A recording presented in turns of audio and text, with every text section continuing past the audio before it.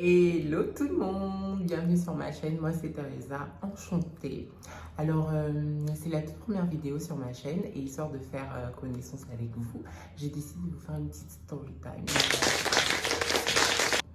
Donc du coup la story time elle va vous parler un peu de mon année 2020. Je suis donc étudiante et maman, entrepreneur aussi en passant, donc j'ai tellement de choses à partager. Si vous êtes comme moi, que vous rêvez d'être milliardaire, que vous avez plein de projets à la tête, que vous avez une vie super atypique, super chargée, que vous n'êtes pas comme les autres.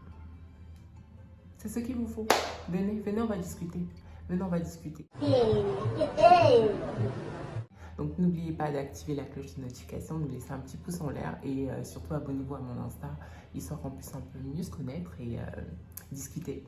Donc, place à la story time. Je ne sais pas si ce sera à gauche ou à droite. En tout cas, ça sera quelque part. Casse-moi le bord là. Petite sœur, joue avec le bord là. Tu fais la bouche, mais tu jailles pour le bord là. On va se faire du mal pour le bord. Hey, fais pas les fiers, vas-y, bouge comme. Je sais pas si je dois regarder là ou si je dois regarder là-bas. Si je dois regarder là. Ah, là-bas, là. Bon, je vais regarder quelque part et puis dites-moi. Je sais pas, je vais regarder quelque part. Donc voilà, je suis étudiante et je vis en Île-de-France. Donc je me suis installée en France depuis fin 2019. Fin 2019, je suis venue m'installer en France pour continuer mes études. Et j'étais venue pour continuer mes études. Je précise bien, j'étais venue pour faire les études. Donc je suis venue et je me suis installée et quelques temps après, j'ai appris que j'étais enceinte. Alors, prenez un petit verre d'eau parce que ça va être un petit peu long. Donc voilà, à la base des bases, à la jeunesse des jeunesses, je suis une fille sans histoire. Je suis une fille studieuse qui aime l'école. Une fille, école, maison, école, c'est tout. Pas de sortie. Pourquoi? Parce que notre père était très strict. Donc on n'avait même pas le droit d'aller jouer genre dans le quartier. On n'avait pas le droit d'aller dormir chez des amis ou d'aller à des fêtes tout le temps. C'était carré. Même pendant les vacances, on te demande si tu n'as pas fait tes devoirs. Donc voilà, on a grandi dans une atmosphère assez stricte. Donc j'étais assez renfermée, j'étais pas trop sortie, j'étais pas ceci. Et mon père a tellement été strict avec moi, il nous a interdit tellement de choses qu'arrivé à un certain âge, je vais dire que j'ai eu ma puberté en décalé. Donc là-bas, la puberté, vers 15 ans là-bas, moi j'ai eu la puberté après 20 ans. Donc arrivé à un certain âge, quand j'ai fini l'université, je me suis dit, mais la vie c'est maintenant. Hein, papa? La vie c'est maintenant, c'est pas demain. Donc je me suis un peu rebellée, on va dire ça. Trop c'est trop. On peut pas accepter. On peut pas accepter ça. Et donc j'ai eu une phase vraiment, j'étais genre quasiment tout en boîte. Je faisais rien de mal, je voulais juste m'éclater parce que j'aime l'ambiance. J'adore m'ambiancer, j'aime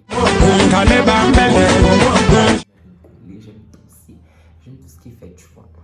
Et c'est justement dans cette optique que j'ai décidé d'entreprendre dans l'événementiel. Donc, malgré mon côté faux-folle, mon côté ambianceuse et tout, j'ai entrepris et je m'épanouissais dans ce que je faisais. Et après, j'ai décidé d'élargir l'agence. Donc, il me fallait certaines compétences que je ne pouvais pas avoir en restant au Congo. Donc, j'ai décidé de m'installer en France, de faire des études dans le digital. Donc, après ma phase où c'était vraiment compliqué avec mon père, déjà parce que j'ai fini l'université et que j'ai pas voulu travailler, que j'ai préféré entreprendre et que j'étais tout le temps dans les sorties, dans les nanas. Donc du coup, ça a été assez compliqué. Mais finalement, quand je suis venue, que j'ai eu mon inscription, j'ai passé mon entretien et tout, ça s'est bien passé. J'ai décroché mon inscription, je suis venue chez mon père. Papa, toi qui disais que je ne vais rien faire de ma vie, que je suis en train de rater ma vie, j'ai une inscription, je vais faire mon master. Ouais, bah pour lui, c'était inespéré, quoi. L'enfant ma boule qui décide enfin de faire quelque chose de sa vie. Donc c'était une super bonne nouvelle. Donc finalement, fin 2019, je viens m'installer, je continue mon master. Je commence mon master. Quelques temps après, j'apprends que je suis enceinte. Je veux me sous-souder. Je vais me sous-souder. Non, maman. Je veux me dois faire une édition spéciale pour vous expliquer le personnage qui est mon père. Une petite pause pour que vous ayez une idée. Une fois ma grande sœur, elle rentrait de l'école. Et vers la maison, en fait, il y avait un goudron, une voie, l'allée. On appelle ça la voie, là où les voitures, le goudron. Allez-y, ne me faites pas chier, la famille. Laissez-moi dans mes français bizarres là. Donc, elle était au goudron, elle traversait. Et mon père est passé en voiture. Et au même moment qu'elle traversait, il y avait quelqu'un à côté d'elle qui traversait en moto. Et mon père les a vus. Il est arrivé avant à la maison et il a attendu ma soeur. Et il avait une réunion familiale pour dire que ma soeur ne partait pas à l'école, qu'elle passait son temps à courir après les garçons parce qu'il avait vu lui-même de ses yeux au goudron avec un garçon. Ma soeur réfléchit et voit que, mais c'est quoi? À quelle heure? Déjà, c'est le garçon qui traversait le goudron à côté d'elle. Il a pris pour faire histoire. Vous imaginez le personnage? Et toi, tu viens de continuer les études. 2 mois après, tu viens de lui dire que tu es enceinte.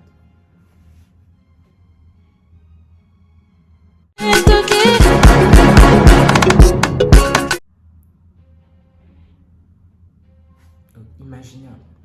Donc, immédiatement, quand j'apprends que je suis enceinte, je me suis dit, mais c'est impossible, je ne vais pas lui dire à mon père, c'est mort. C'est mort, c'est vrai qu'il n'est pas en face de moi, mais il va me tuer spirituellement. Il va me faire les attaques. Non, je ne peux pas lui dire. Donc, moi, je me dis, c'est pas grave, je suis enceinte, mais je suis pas, c'est pas un handicap, quoi. Donc, je vais faire mes études, je vais valider mon année, et une fois que j'aurai validé, je vais lui dire, ah tiens papa, j'ai validé ma première année, mais tu sais quoi, j'ai une petite nouvelle à t'annoncer, je suis enceinte. Donc déjà dès le départ, j'étais contente, parce que je me suis toujours imaginé maman jeune, faire des photos, et je voulais trop une fille, et j'ai eu une fille, faire des photos avec mon bébé, faire des sorties, etc. Donc j'étais trop contente en fait. Mais le seul bémol, c'était là. Surtout ce que j'appréhendais, c'était la réaction de mon père. Parce que je sais que ma mère, elle allait être contente et voilà. Donc finalement, quelques temps après l'avoir appris, je l'ai dit à ma mère. Et je lui ai bien précisé que je ne voulais pas que mon père soit au courant. Je voulais absolument garder la nouvelle jusqu'à valider mon année et ensuite lui annoncer. Maman qui dit non, mais pourquoi, même s'il parle, il va toujours finir par accepter, il faut lui dire. J'ai dit non, moi je ne veux pas le dire. Et elle a accepté ma décision finalement. Donc après, à partir de là, pour moi, un seul objectif, valider mon année. Et ça n'a pas été... Franchement, je devrais faire un film de ma grossesse. Je devrais faire un film. Déjà, quand on commence, j'arrive fin 2019, je tombe en quoi? En plein dans la grève des transports. Donc, c'est-à-dire que si tu avais une course à faire dans Paris, à 9h, 5h, il faut déjà sortir, chercher ta voie pour arriver avant 9h. Ça, c'était compliqué. Donc, les tracasseries dans Paris, il fallait courir après les transports, faire ceci, faire cela, c'était vraiment... Donc, c'était vraiment très difficile psychologiquement. Et il y a une fois, enfin, les transports, c'est toujours galère. Il y a une fois, j'étais obligée de... J'avais un devoir à 9h, 9h30 et j'avais quitté chez moi à 7h. Arrivé à 7h à la gare, pas de train. Et le prochain train, il était à 8h50. Je me dis, c'est pas possible, si je quitte à 8h50, j'arriverai jamais à temps pour mon devoir. Du coup, je commande un hitch, un taxi. Et je me suis dit que j'allais arriver à l'heure. Mauvaise idée. On arrive, on tombe dans les embouteillages. Donc à 9h, on était même pas encore dans Paris et on était en plein dans l'embouteillage. Donc il n'y avait aucune chose que j'arrive à l'heure. Il y avait des bouchons pas possibles. Et tellement j'avais accumulé des galères. Une fois, j'ai glissé en courant après le train. Là, dans le hitch, j'ai touché mon ventre et j'ai parlé au fond de mon cœur. J'ai dit à mon bébé, vraiment, s'il te plaît, viens de bon cœur en fait. Ne viens pas pour m'apporter des problèmes, pour que tu ne sois pas la raison de mon échec en fait, ne sois pas la raison pour laquelle on dise que j'ai échoué à l'école, je suis venue pour ça et j'ai échoué. Non. Sois une source de bénédiction et ouvre-moi des portes. J'ai dit ça. J'avais les larmes aux yeux tellement j'étais à bout. Je me dis, je vais louper mon devoir. Finalement, je suis arrivée 15 minutes après, je crois, le début. 15 minutes ou 20 minutes après, j'ai fait mon devoir. Thank God, j'ai eu la moyenne. Et une semaine après, on a annoncé le confinement.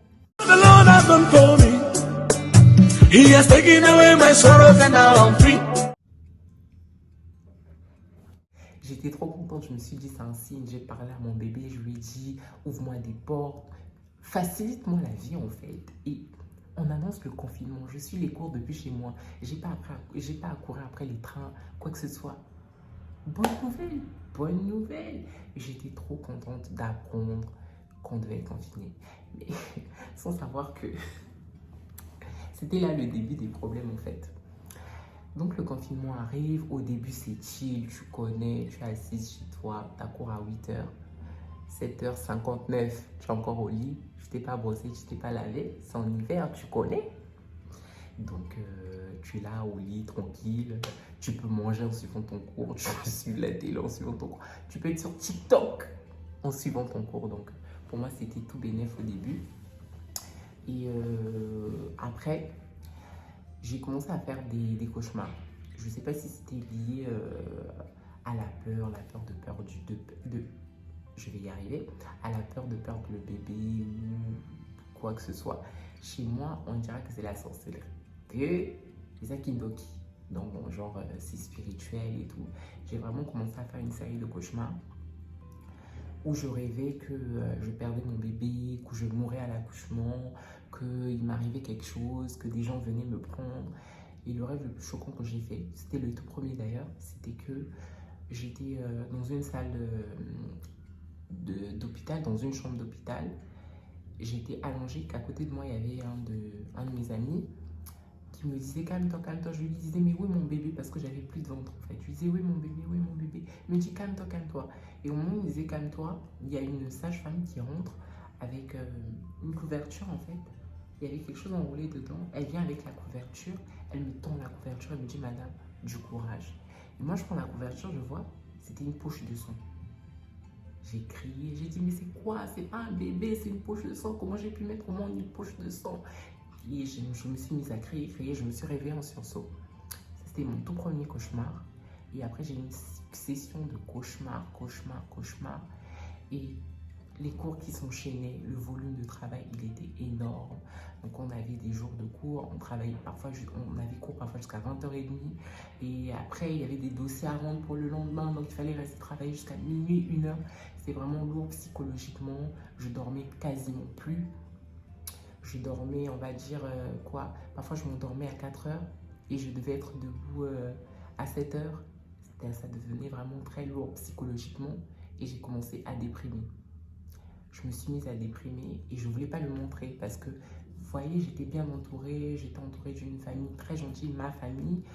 Et s'ils n'avaient pas été là, je pense que ça aurait été vraiment une catastrophe psychologiquement, émotionnellement, parce que ça devenait lourd pour moi et je voulais pas le montrer parce que je me disais qu'ils vont peut-être se dire que je me sens pas à l'aise avec eux, que je me sens pas à l'aise chez eux, parce que je me suis installée chez lui. Quand je suis arrivée, j'ai pas pris un appartement toute seule, j'étais chez de la famille, donc je voulais pas genre tout le temps être malheureuse. Vous voyez, ça fait bizarre d'être dans une famille, d'être tout le temps malheureuse, c'est comme si on te maltraitait, alors que pas du tout. J'ai vraiment jamais manqué de rien, j'ai même eu plus que ce qu'il m'en fallait. Et s'ils n'avaient pas été là, je pense que j'aurais vraiment sombré dans une profonde dépression. Donc tellement le volume des cours devenait dur, les cauchemars s'enchaînaient. Et à un moment donné, j'avais des difficultés à marcher, j'avais vraiment de fortes douleurs. J'arrivais à peine à me tenir debout, il fallait que je m'appuie, mais je voulais vraiment pas. Je voulais pas me laisser abattre. J'avais super mal en me déplaçant. Et la douleur, elle est arrivée comme ça tout d'un coup. Un jour, je me suis levée pour aller aux toilettes à 4h du matin. Et je me suis levée en marchant. J'ai senti comme quelque chose qui s'est brisé en moi. Et j'ai eu super mal. Et après, j'avais vraiment mal en me déplaçant. J'avais horriblement mal. Et je faisais tellement de cauchemars que parfois j'avais peur, j'avais honte d'en parler parce que je me disais, moi, ça fait trop la meuf qui se plaint et tout. Oh. Et j'ai même eu des saignements. J'en avais parlé à ma sage-femme et elle m'a dit que c'était pas grave, que ça pouvait arriver, que le bébé allait bien et tout. Et voilà, tellement je faisais des cauchemars, tellement j'avais de dossiers à rendre, j'avais tellement la pression parce que pour moi, il fallait que je valide mon année. Je voulais pas échouer, je voulais pas qu'on dise que j'ai échoué parce que j'ai eu un bébé. Je voulais pas que mon bébé, en fait, soit la raison pour laquelle on allait me pointer du doigt Donc je ne me laissais pas aller.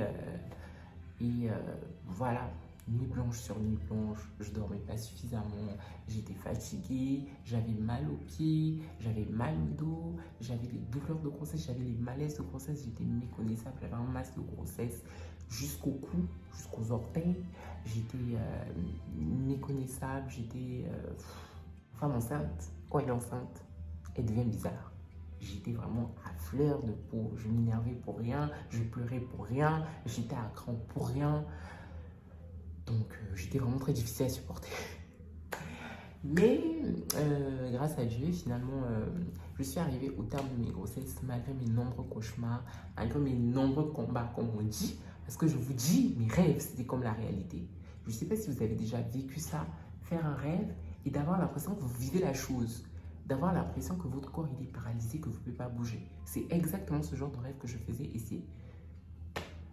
Donc je rêvais qu'on venait me prendre, qu'on venait me dire oui, toi tu penses que tu vas y arriver. Tu ne vas pas y arriver de toutes les façons, même si tu arrives à l'hôpital. Soit c'est toi, soit c'est ton bébé, ou soit c'est vous deux qui partez. Donc tu fais ce genre de choses. C'est bizarre, bizarre. Une succession de rêves comme ça, finalement. Arrive le jour de mon accouchement. J'ai eu déjà un faux travail le vendredi. Le travail, il avait commencé. Je suis allée aux urgences. J'avais super mal. Les contractions ont commencé. Limite, j'avais envie de faire... Les larmes ne coulaient pas, mais j'avais vraiment envie de pleurer.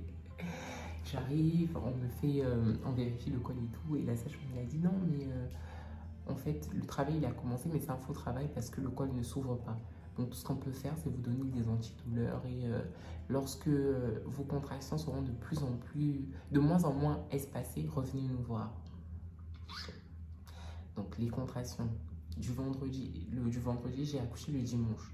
J'ai les contractions vendredi toute la journée, malgré les antidouleurs, j'avais mal, mais les contractions étaient espacées. Et le samedi, toute la journée, douleur, douleur, douleur. Et la douleur a commencé à s'intensifier à 20 h le samedi. Je me suis dit, je ne vais pas retourner à l'hôpital pour rien. Donc, je vais supporter. Et on habitait au 3e. Donc, au 3e sans ascenseur, j'ai fait les marches pendant 1 heure, je crois. Monter, descendre pour essayer de calmer les contractions. Mais elles étaient toujours de plus en plus fortes. J'ai pas pu fermer l'œil ce jour-là. Donc, les contractions se sont rapprochées à 20 h. Je suis restée éveillée de 20 h jusqu'à 4 h du matin. 4 h du matin, j'en pouvais plus. J'ai réveillé ma soeur et j'ai réveillé ma maman tôt. Elles ont dit ça va, tu n'arrives pas à supporter. J'ai dit vraiment là, je n'en peux plus. Donc j'ai dit mais non, je changeais de position. J'arrivais plus à me lever. Il fallait seulement que je me réveille, je me penche de côté ou je me fais ceci. Comme tout était déjà prêt, ma valise de maternité, mon sac et tout. Donc du coup, on va à l'hôpital, on arrive, la sage-femme me reçoit, on m'examine, etc. Elle me dit oui madame, c'est bon, là vous y êtes presque, mais il faut aller marcher. Il faut faire le tour de l'hôpital. Essayez de faire le tour de l'hôpital en marchant. Mon ventre comme ça, j'étais comme si j'étais enceinte des jumeaux, mon ventre il était comme ça. Donc je descends, je fais le tour. Je vous dis, en faisant le tour de l'hôpital, j'étais là, c'est moi qui m'envoyait. Jésus, Seigneur, maman, qui m'envoyait. J'ai fait le tour pendant 30 minutes. J'ai marché. Quand je suis remontée, j'en pouvais plus. Je me suis dit, qu'elle sorte. Et quand j'arrive en haut, la sage-femme me dit, oui, c'est bon, là, vous allez pouvoir aller au bloc et tout. Je vais au bloc. Je suis rentrée au bloc, sachant que je suis arrivée à l'hôpital à 5 h, je pense. 5 h ou 6 h. 6 h, 5 h. Et à 7 h, donc du coup, je rentre au bloc. Et je suis sortie du bloc à 21 h. J'ai accouché à 20 h 40. Donc de 7 h à 20 h, j'avais les contractions. J'étais en travail, j'étais en train de pousser. Donc vous imaginez la douleur de 7 h à 20 h. Sachant que j'avais opté pour la péridurale, mais que ma péridurale n'a pas marché. Dites-moi si je dois faire une story time aussi sur la péridurale, parce qu'il faut savoir que chaque organisme réagit à sa manière. Donc, il y a des gens qui tiennent bien la péridurale et d'autres non. Donc, mon organisme, il a rejeté la péridurale. On a installé, elle a bien fonctionné au début, mais après, je sentais plus du tout mes jambes, je sentais plus mon corps, donc ça fait que je ne pouvais pas pousser. Donc, du coup, on a dû réduire à 0 la péridurale parce que si tu sens pas tes jambes, tu peux pas pousser. Donc, dites-moi si vous voulez une story time sur l'accouchement en général, sur mon accouchement, parce que c'est vraiment c'est drôle et bizarre à la fois. Donc voilà un peu comment ça s'est passé. Et après mon accouchement, je suis retournée à ma vie normale. J'ai repris mes cours parce que j'ai validé ma première année.